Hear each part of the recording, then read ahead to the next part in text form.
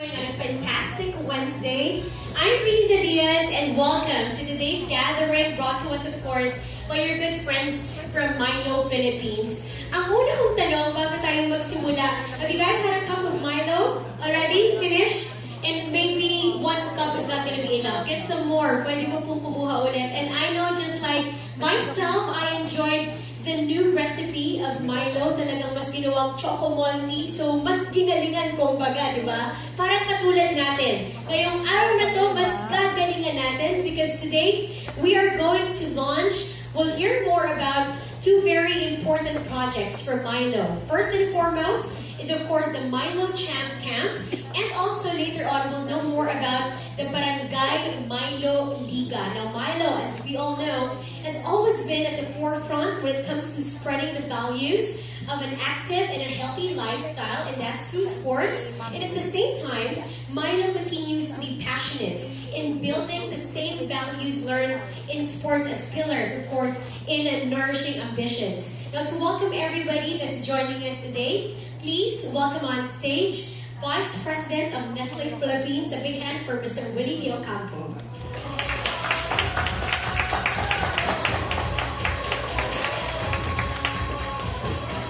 Good morning, everybody.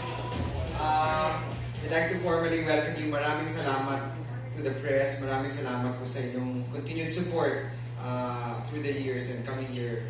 It's really an honor to be part of the Milo team. And I'd also like to recognize the presence of our very dear, hardworking communications director and spokesperson of the Philippine Olympic Committee, Mr. Ed Dixon. Thank you very much. Alam nyo, nutrition, health, and wellness is the core of what we're trying to do with Nestle. This is the heart and our focus area. And sa Milo, the role of Milo is to promote kids and families and generations of Filipinos to a healthy and active lifestyle. Through the years, Milo has been a supporter of Youth for Sports with National Sports Development. Naging advocate kami ng iba't ibang developmental efforts kaya patuloy namin sa pag-organize ng mga grassroots program development. One of them, for example, is the Milo Joint Youth Initiative with the Department of Education, the One Child, One Sports program. It's a landmark program enabling children with the knowledge, skills, and values to achieve success. Alam nyo, I'm sure you're familiar with the other Milo sports programs also aimed at driving children to get them into sports as well as families. We have the Milo Little Olympics, the National Milo Marathon, we have the Milo Sports Clinic, among others. And now, we are very, very proud to share with you our new babies in terms of the sports program. Nakita nyo dito, it's the Milo Barangay Liga and the Milo Champ Camp. These are two very exciting projects coming back. Why are we doing this? This is part of our promise and our advocacy to get children into sports. Local communities, especially public schools, nationwide have been created as opportunities for parents and kids to get them to learn the basic of sports. Sa panahon ngayon, ano naman with all the technology, yung mga smartphones and technology, parang yung mga bata, they less and less willing to get outside and play in sports. I think this is something that we do as Milo, as Nestle, to give them a chance to have an active and healthy lifestyle. This is our contribution. We really want the children to start getting into sport. And why do we want to encourage children to get into sports? It's not only just for sports. We know that, as you've seen in our campaign, in our ad, madami silang matututunan na life values. Hindi lang sa classroom sila matututunan life values, pati rin sa labas, sa sports. And in the sports arena, they will learn discipline, they will learn respect, they will learn determination, and that is the reason why we want to get them into sports, because we know sports is a great teacher of values in life. Over the next 2 years, with these two programs, in partnership with the Department of Education, we are very eager to teach the basics of basketball, volleyball, and football as we roll out to around, over the next 2 years, 600 public schools all around the nation, Luzon, Visayas, and Mindanao. Not only that, when we talk about the Barangay Liga, over the next 2 years, we want to go to the grassroots, to the barangays, to over around 300 schools. That's close to 1,000 touch points over the next 2 years to really drive this advocacy of getting your child into sports. So we'd like to ask you, my dear friends here in the press and all our partners, sana supportahan nyo kami. We'd like to make sure that the parents, the educators, the LGUs, the general public, we'd like your help to get this message across. We want to get the message, guys, to our dear partners and parents. Let's get our children into sports because madami tayong matututunan sa sports. So maraming salamat po sa pagdating niyo dito. Thank you very much. Sir Billy, thank you very much.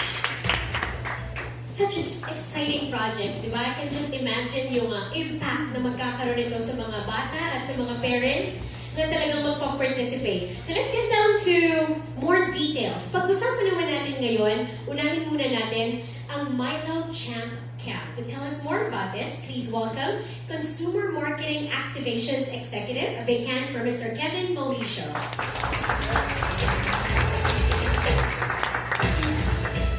Alright, thank you, Riza. Good day, everyone. And as always, it's nice to see all of you here once again. So, Milo, for over 50 years in the Philippines, remains to be steadfast in further inspiring an active lifestyle and athletic excellence among Filipinos in all walks of life nationwide.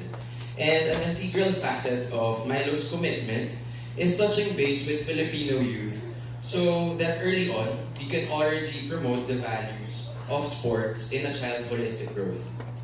And in line with this unwavering pledge is another groundbreaking project for the youth, which is the Milo Champ Camp. So this year, we continue to partner with the Department of Education so that we can further reinforce sports in a child's holistic development.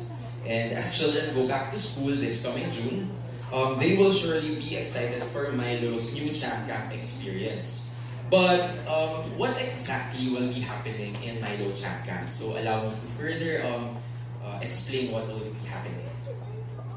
So Milo Champ Camp is Milo's newest school program that we will be launching this coming new school year.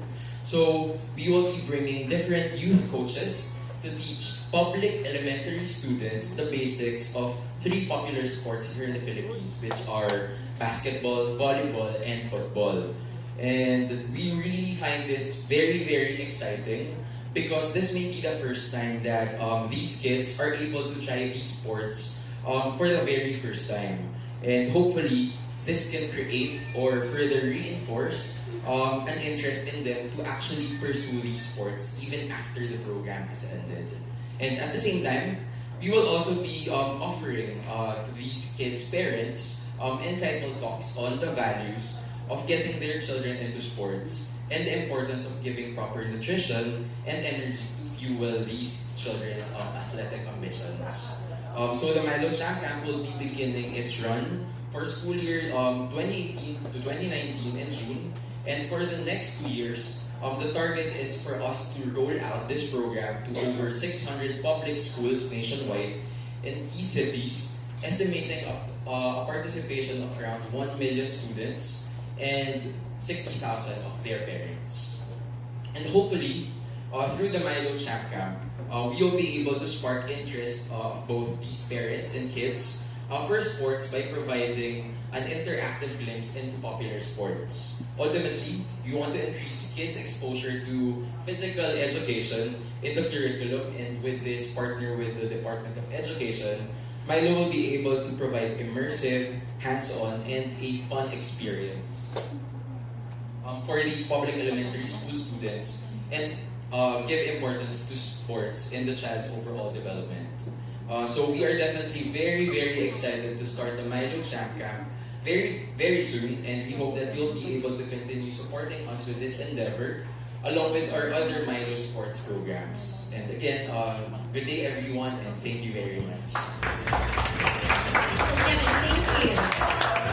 Again, very exciting times. Imagine the Milo Champ Camp being like a big door of opportunity opening for kids as young as they are na mangarap na as early as now. Who knows, doon natin ma-discover yung susunod na Because true, di ba? Kaya, Eliza Valdez.